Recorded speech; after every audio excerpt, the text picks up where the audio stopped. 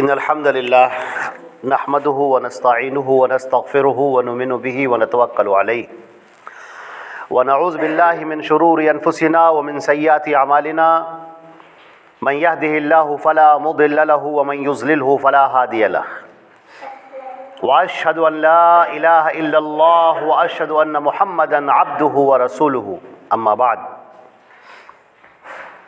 فأعوذ بالله السميع العليم من الشيطان الرجيم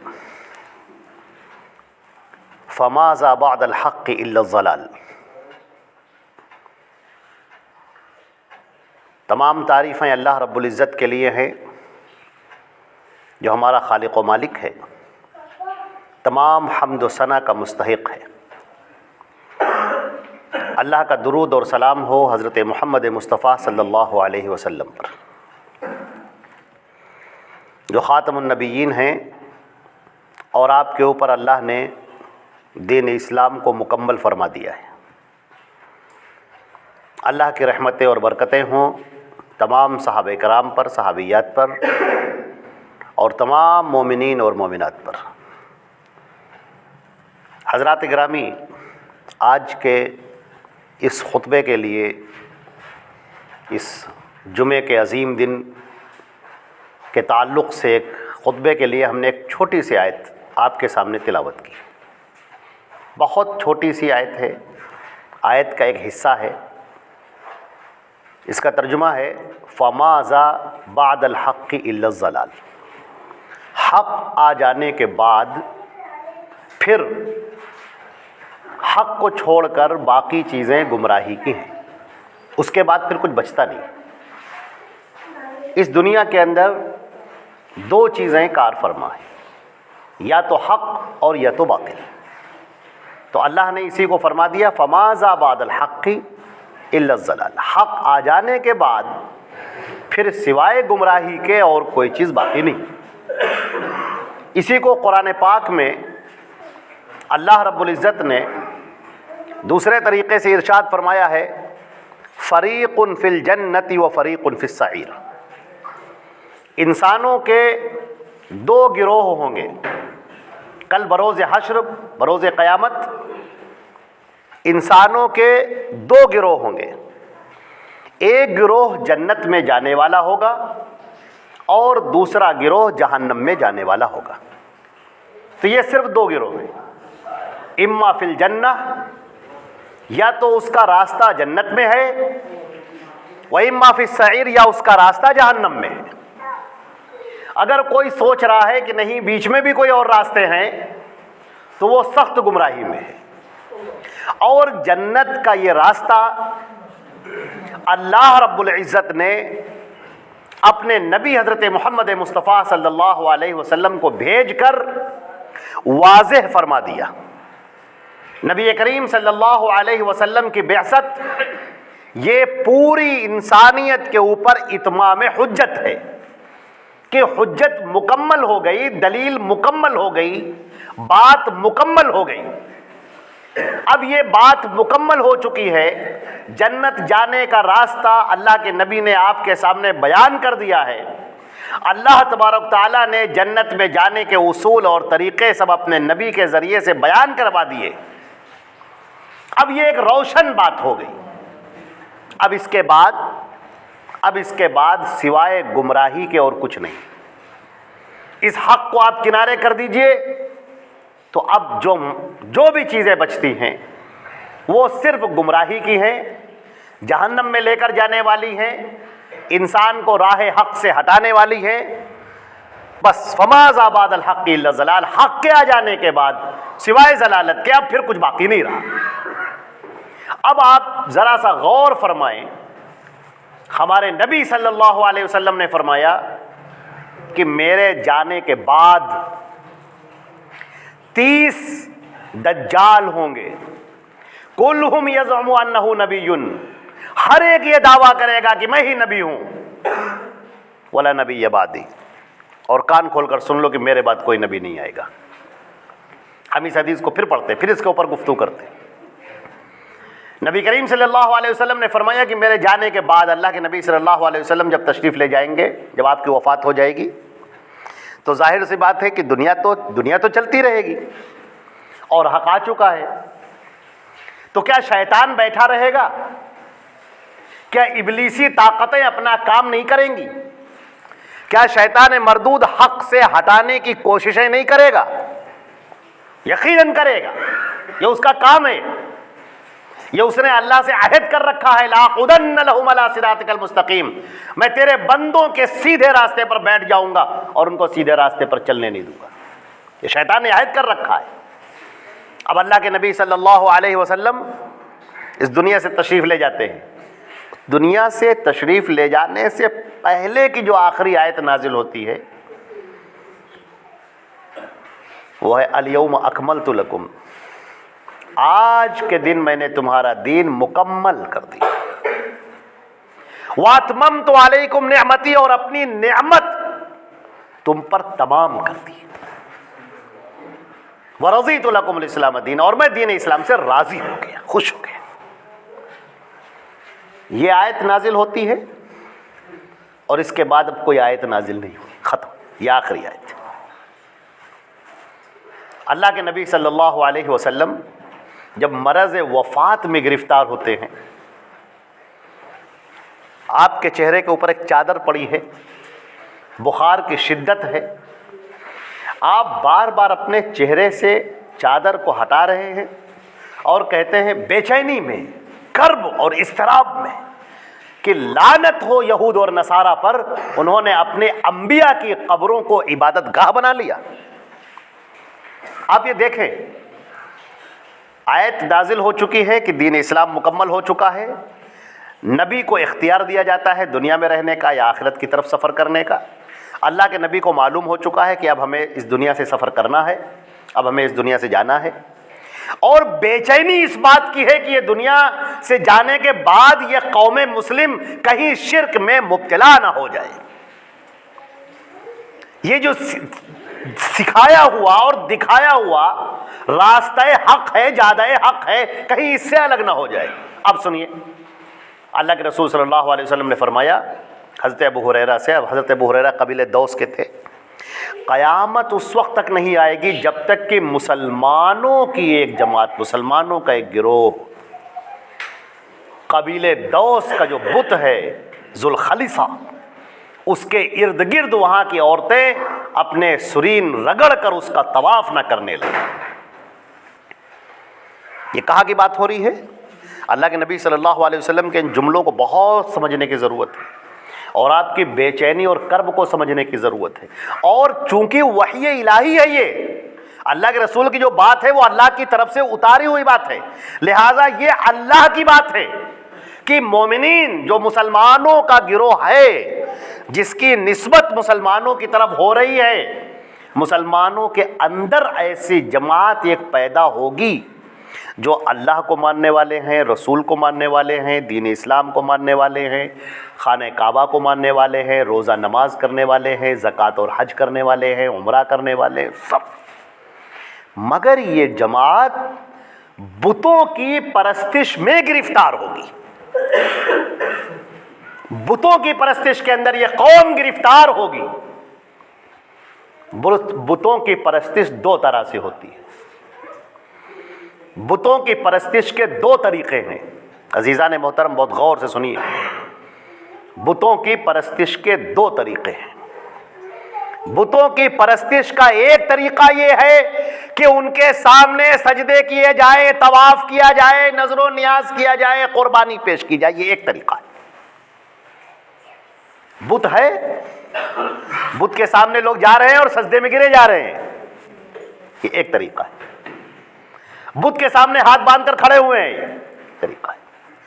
بت کے سامنے طواف کر رہے ہیں، جہاں پر بت رکھا ہوا ہے اس کے چاروں طرف سے طواف کر رہے ہیں، چکر لگا رہے ہیں. بت کے سامنے نذر و نیاز پیش کر رہے ہیں، یہ طریقہ ہے. اس کے نام کی قسمیں کھا رہے ہیں، ایک طریقہ ہے. یہ بتوں کی عبادت کا پہلا طریقہ، ایک طریقہ ہے. دوسرا طریقہ یہ ہے کہ بت یہاں رکھے ہوں، سینے کے اندر، دل کے اندر، اور ان کی بات مانی جا رہی ہے. قرآن پاک نے اس کو کہا یا فرأیت من اتخذ الہہ ہوا، تو نے دیکھا نہیں کہ اس آدمی کو جس نے اپنے دل کی خواہشات کو اپنا بت بنا لیا ہے. خواہشات کے مطابق چلنا، کسی کو وہ مرتبہ دے دینا، وہ مقام دے دینا کہ وہ حلال و حرام کا اختیار رکھے، وہ دین بنائے، وہ شریعت بنائے، وہ احکامات دینیہ تعمیر کرے، یہ بت ہے، بت. نہیں سمجھے آپ؟ دوبارہ سمجھاتے ہیں آپ کو حدیث کی مثال کے ذریعے سے، تب اور سمجھ میں آئے گا. قرآن پاک کی آیت ہے اتخذوا احبارهم ورهبانهم اربابا من دون اللہ. ان یہود اور نصارہ نے اپنے علماء اور اپنے درویشوں کو اللہ کو چھوڑ کر اپنا بت بنا لیا. سیدنا عدی ابن حاتم رضی اللہ تعالیٰ عنہ، ابن ماجہ کی روایت ہے، عدی ابن حاتم رضی اللہ تعالیٰ عنہ جو پہلے عیسائی تھے بعد میں مسلمان ہو گئے تھے، وہ آئے اللہ کے نبی صلی اللہ علیہ وسلم کے پاس میں، نئے نئے ایمان لائے تھے. انہوں نے کہا اللہ کے رسول، قرآن پاک کی یہ آیت میری سمجھ میں نہیں آئی. اس میں لکھا ہے کہ یہود اور نصارہ نے اپنے علماء اور اپنے درویشوں کو اللہ کو چھوڑ کر اپنا رب بنا لیا. رب کا مطلب اپنا معبود بنا لیا. اللہ کے رسول، ہم یہود اور نصارہ نے کبھی پوری تاریخ کے اندر اپنے علماء کو بت نہیں بنایا، ان کی عبادت نہیں کی، ان کو اپنا رب نہیں بنایا. ہم نے علماء کو اپنا رب نہیں بنایا، رب اللہ رہا. نبی کریم صلی اللہ علیہ وسلم نے سمجھایا اور بتایا، کہا کہ اچھا کیا ایسا نہیں ہوا اذا احلوا علیکم شیئا استحللتموہ واذا حرموا علیکم شیئا حرمتموہ، کہ تمہارے علماء نے جب کسی چیز کو حلال کیا تو تم نے حلال مان لیا، اور انہوں نے حرام کیا تو تم نے حرام مان لیا. کہا یہ تو ہوا ہے. کہا یہی تو ہے رب بنا لینا. تو بتوں کی عبادت کا دوسرا طریقہ یہ ہے کہ کوئی شریعت کے اندر دخل اندازی کرنے لگے اور آپ اس کی بات ماننے لگے.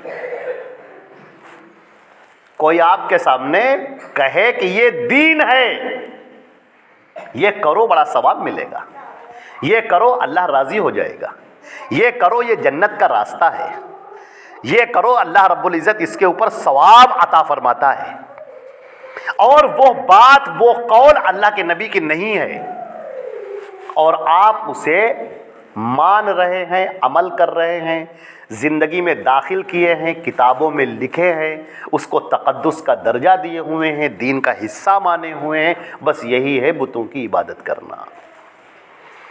تو بتوں کی عبادت کے دو طریقے ہو گئے، اور مزے کی بات یہ ہے کہ یہ دونوں طریقے امت کے اندر رائج ہوئے. اب نبی کریم صلی اللہ علیہ وسلم کی وہ حدیث جو ہم نے پہلے سنائی تھی آپ کو،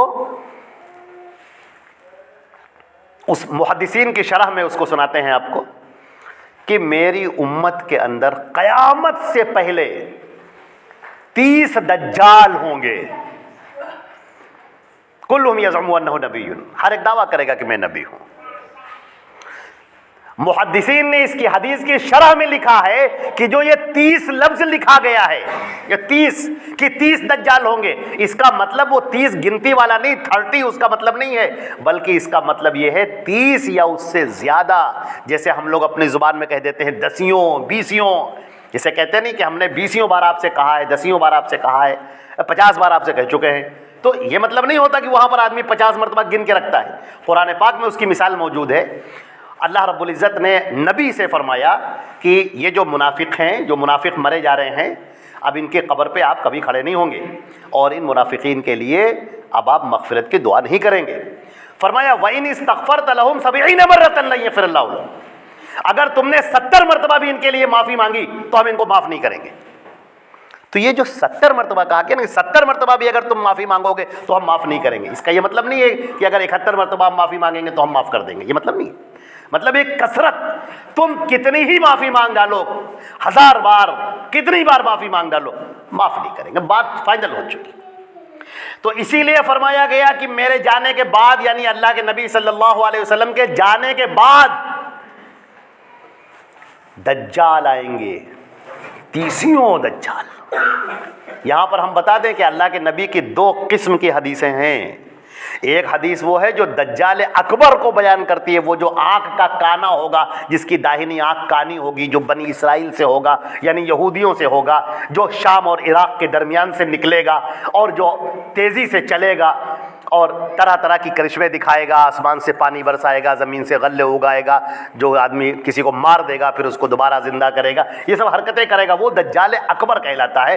بہت بڑا دھوکے باز جو دین اسلام سے لوگوں کو ہٹانے کی آخری کوشش کرے گا اور اس کو بڑی طاقت ہوگی، وہ دجال اکبر ہے۔ اس دجال سے پہلے دجال نکلیں گے، چھوٹے چھوٹے دجال، جن کا کام یہ ہوگا کہ دین کو غلط شکل میں آپ کے سامنے پیش کرے۔ عزیزان محترم، دین کو غلط شکل میں آپ کے سامنے پیش کریں، ایسے 30 دجال ہوں گے۔ اللہ کے نبی نے جو آخری جو جملہ کہا ہے کہ وہ یہ دعویٰ کرے گا کہ میں نبی ہوں، اس کے 2 مطلب ہیں۔ ایک ہوتا ہے دعویٰ اپنی زبان سے کرنا، وہ یہ کہے گا کہ میں نبی ہوں، اور آپ کو جان کر حیرت ہوگی تاریخ کے اندر ایسے لوگ پائے گئے جنہوں نے باقاعدہ یہ دعویٰ کیا کہ میں نبی ہوں، بہت سارے لوگ پائے گئے۔ اور دوسرا، وہ اپنی زبان سے نہیں کہہ رہا ہے لیکن اپنے عمل سے کہہ رہا ہے۔ نبی کا کام کیا ہوتا ہے؟ نبی کا کام ہے اللہ کی بات کو بتانا، دین کو بتانا، یہ نبی کا کام ہے۔ اس کے علاوہ کسی کو یہ حق نہیں ہے کہ وہ اللہ کی طرف باتوں کو منسوب کرے، وہ دین کی باتوں کو پیش کرے، نئی نئی باتیں بنا کر پیش کرے، اور اگر کوئی کر رہا ہو تو سوچ کے دیکھیے، اللہ کے نبی دین لے کر آئے، وہ ایک طرف رکھا ہے، اور کچھ لوگ اور کھڑے ہوئے، انہوں نے اور دین بنائے، کسی نے تیجا بنایا، 40واں بنایا، قرآن خوانی کا طریقہ بنایا، نہ معلوم اور کتنے سب بنائے اور دین کے سامنے رکھ دی۔ تو یہ زبان سے کیا کہنا ہوا کہ گویا کہ ہم نے اللہ کے رسول صلی اللہ علیہ وسلم نے جس طرح دین آپ کے سامنے پیش کیا ہے، ہم بھی آپ کے سامنے پیش کر رہے ہیں۔ انہوں نے نہیں بتایا تھا، ہم آپ کو بتا رہے ہیں۔ ارے صاحب، بہت سارے لوگوں نے اپنی زبان سے کہا کہ اللہ کے رسول تو چلے گئے ہیں، اب اگر دین کے اندر آئے نئی نئی باتیں آئیں گی، بہت سارے مسئلے مسائل آئیں گے تو کون بتائے گا وہ؟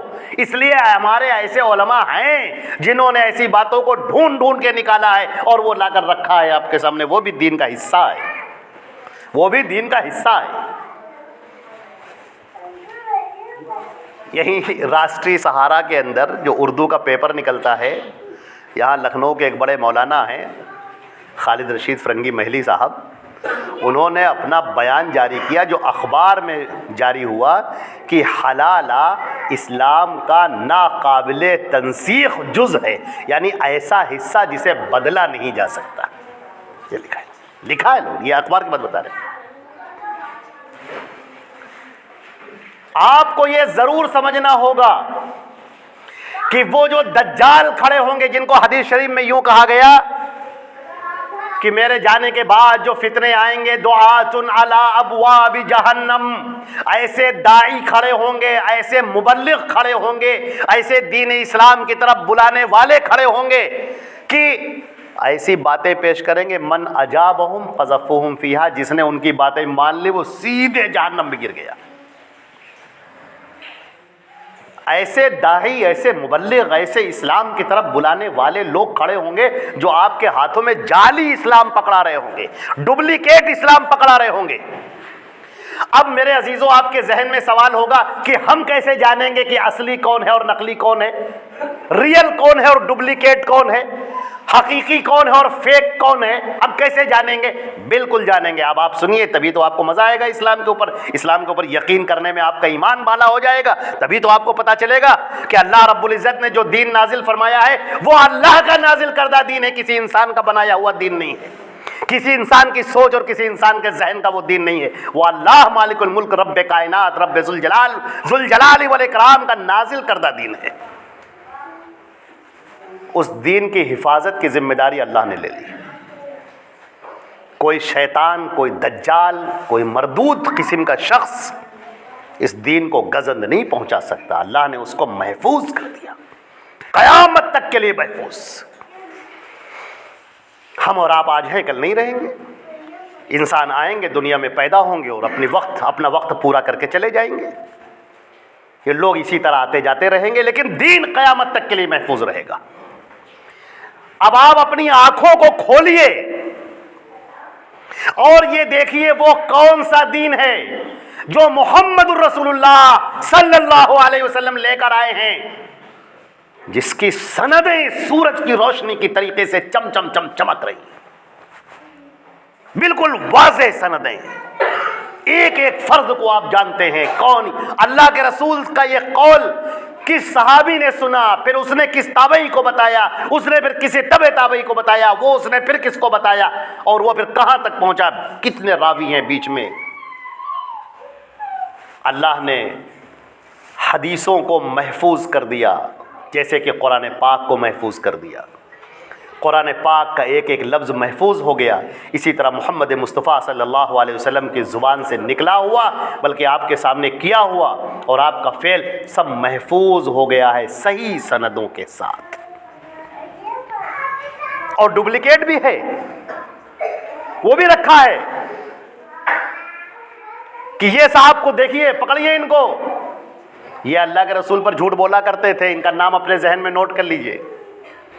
یہ صاحب تو بڑے اچھے ہیں لیکن حدیثیں جب بیان کرتے تھے تو بھول جاتے تھے، ادھر کی حدیث ادھر ملا دیتے تھے. ان کا نام نوٹ کر لیجئے. صحیح حدیثیں ایک طرف ہو گئیں اور موضوع روایتیں، منکر روایتیں، ضعیف روایتیں، شاذ اور معلل روایتیں سب ایک طرف ہو گئیں. اور وہ بھی دین ہمارے سامنے آ گیا جو حدیثوں کے اندر موجود ہی نہیں ہے، وہ بھی سامنے ہے ہمارے.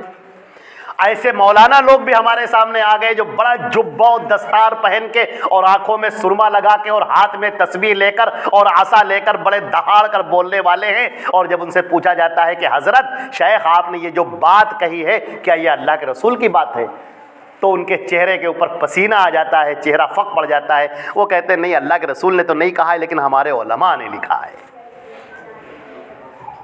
پیشن گوئی پوری ہو گئی اللہ کے رسول صلی اللہ علیہ وسلم کی. آپ نے فرمایا تھا میری یہ امت بتوں کی پوجا کرے گی. آپ نے دیکھ لیا اپنی آنکھوں سے. اللہ نہ کرے آپ ان لوگوں میں سے داخل ہوں، ان لوگوں میں شامل ہوں جو اپنے علماء کی پوجا کرنے والے ہیں، عبادت کرنے والے ہیں.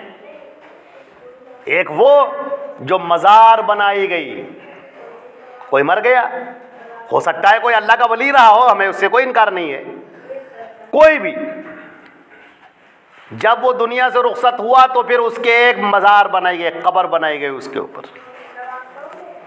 آپ کو یاد ہوگا حضرت علی رضی اللہ تعالیٰ عنہ سے کہا تھا نبی کریم صلی اللہ علیہ وسلم نے جتنی اونچی قبریں تم کو نظر آئے سب برابر کر دو، زمین کے برابر کر دو. میں سوچتا ہوں کہ اے اللہ تعالیٰ تیرے رسول کا ہر فعل تو حکمت پر مبنی ہے.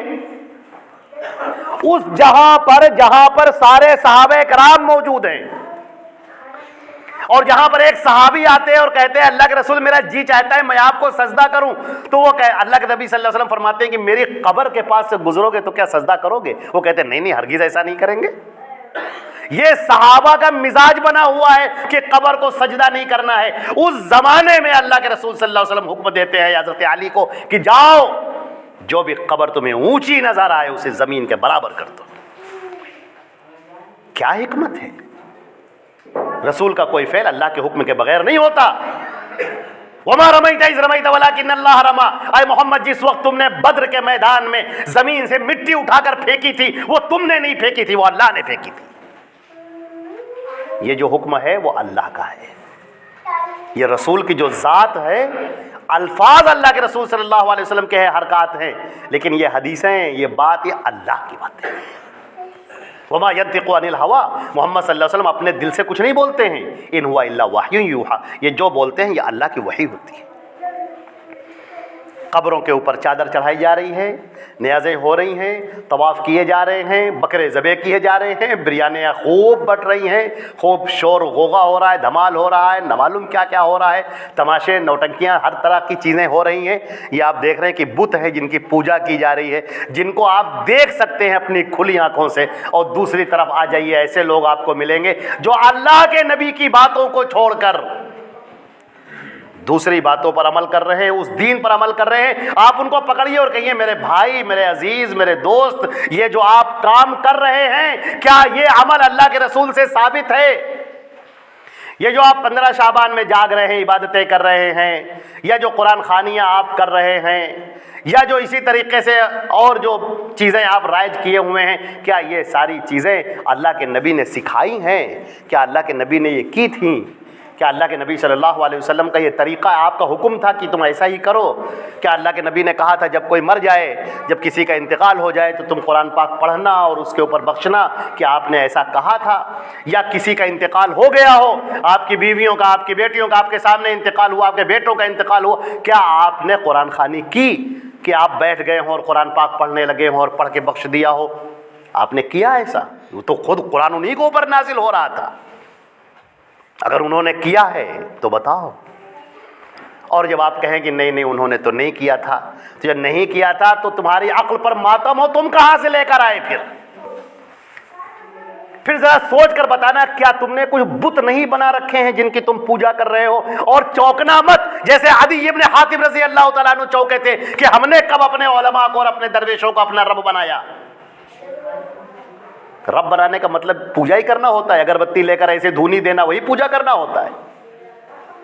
انہوں نے جو دین بنایا اور بنا کر آپ کے سامنے پیش کیا، آپ نے ایک بار بھی نہیں پوچھا کہ کیا یہ اللہ کے رسول نے کہا ہے؟ جب ان کے بنی اسرائیل کے علماء نے جب کسی چیز، اللہ کے نبی نے ایسے ہی تو پوچھا تھا کہ جب انہوں نے کسی چیز کو حلال کیا تو تم نے حلال مان لیا، انہوں نے حرام کیا تو تم نے حرام مان لیا، تم نے ایک بار بھی نہیں پوچھا کہ کیا اس کو اللہ نے حلال کیا ہے؟ کیا حضرت موسیٰ علیہ السلام اس کو حلال کر کے گئے ہیں؟ کیا حضرت موسیٰ علیہ السلام نے اس کو حرام کہا ہے؟ کیا تورات کے اندر یہ حرام لکھا ہوا ہے؟ تم نے ایک بار بھی نہیں پوچھا۔ تمہارے علماء نے کہا یہ جائز ہے، کہا ٹھیک جائز ہے۔ کہا یہ حرام ہے، کہا مان لیا حرام ہے۔ کہا یہ حلال ہے، مان لیا حلال ہے۔ کہا یہ دین ہے، کہا مان لیا دین ہے۔ اللہ نے تمہاری آنکھیں دی ہیں۔ ابھی ایک زمین اگر خریدنی ہوتی تو نہ معلوم کتنے پیپر چیک کرتے ہو، ایک کپڑا خریدنا ہوتا ہے تو نہ معلوم کتنی بار کتنے تھان بیٹھ کر دیکھتے ہو۔ ارے چھوڑو، اگر تمہیں ایک موم بتی اور ماچس خریدنی ہوتی ہے اس کو بھی ایک مرتبہ دیکھ کے لیتے ہو کہ اچھی لے رہے خراب لے رہے، سیلن زدہ تو نہیں ہے، موم بتی خراب تو نہیں، پچکی تو نہیں ہے، اچھی لے ہے کہ نہیں؟ تو کیا تمہارا دین اس سے بھی زیادہ گھٹیا ہو گیا ہے کہ تم ایک مرتبہ بھی نہیں دیکھتے کہ کیا اللہ کے رسول نے کہا ہے کہ نہیں کہا ہے؟ اللہ کے رسول کی صحیح حدیث موجود ہے کہ نہیں موجود ہے؟ میرے پیارے بھائیوں، اللہ نے فرمایا فَمَاذَا بَعْدَ الْحَقِّ إِلَّا الضَّلَالُ، حق کے اتر جانے کے بعد اب اس کو چھوڑ کر سوائے گمراہی کے اور کچھ نہیں۔ عزیزان محترم، ان گمراہیوں کے سمندروں سے دور رہو اور ایسے دجالوں اور فتنہ گر اور عیاروں سے اور مکاروں سے ہوشیار رہو جو تمہارے سامنے دین دے رہے ہوں، وظیفے بتا رہے ہوں، تسبیحات بتا رہے ہوں، نمازیں بتا رہے ہوں، اور اللہ کے رسول نے انہیں نہ بتایا۔ چوکن نہ رہو۔ میں ایک جملہ کہہ کر اپنی بات کو ختم کرتا ہوں۔ امام بخاری رحمۃ اللہ علیہ نے جو باب باندھا ہے، انہوں نے کہا ہے العلم قبل القول والعمل، کچھ بولنے سے پہلے یا کچھ عمل کرنے سے پہلے اس کا علم حاصل کر لو کہ کیا یہ واقعی اللہ کے رسول صلی اللہ علیہ وسلم کا پیش کرتا ہے۔ اور میرے بھائیوں، یہ تو پیشن گوئی ہے کہ یہ امت بتوں کی پوجا کرے گی۔ قیامت سے پہلے وہ دور آئے گا جب یہ امت بتوں کی پوجا میں مبتلا ہوگی، اور پھر یاد رکھیے کہ فریق فی الجنہ و فریق فی السعیر، ایک گروہ مسلمانوں کا یا لوگوں انسانوں کا ایک گروہ جنت میں ہوگا اور ایک گروہ جہنم میں ہوگا۔ انا ہدیناہ النجدین، ہم نے انسان کے سامنے دونوں راستے کھول دیے ہیں، اما شاکر و اما کفورا، چاہے وہ بندے مومن بن جائے اور چاہے بندے کافر بن جائے، چاہے وہ محمد رسول اللہ کا متبع اور فرما بردار بن جائے اور چاہے وہ ان کو چھوڑ کر کسی غیروں کا پرستار بن جائے۔ یہ دونوں راستے کھلے ہوئے ہیں۔ اللہ تعالی ہم کو اور آپ کو عمل کرنے کی توفیق عطا فرمائے، دین اسلام پر قائم رکھے، ایمان پر ہم سب کو موت عطا فرمائے، اور حق آ جانے کے بعد پھر باطل کی طرف دیکھنے کی توفیق نہ دے، حق کو سمجھنے کی اور اس پر عمل کرنے کی اور اس کو دوسروں تک پہنچانے کی توفیق عطا فرمائے، اور اسی پر ہمارا اور آپ کا خاتمہ فرمائے۔ وآخر دعوانا الحمدللہ رب العالمین، اقول قولی ھذا استغفر اللہ لی ولکم ولسائر المسلمین من کل ذنب فاستغفروہ انہ ھو الغفور الرحیم۔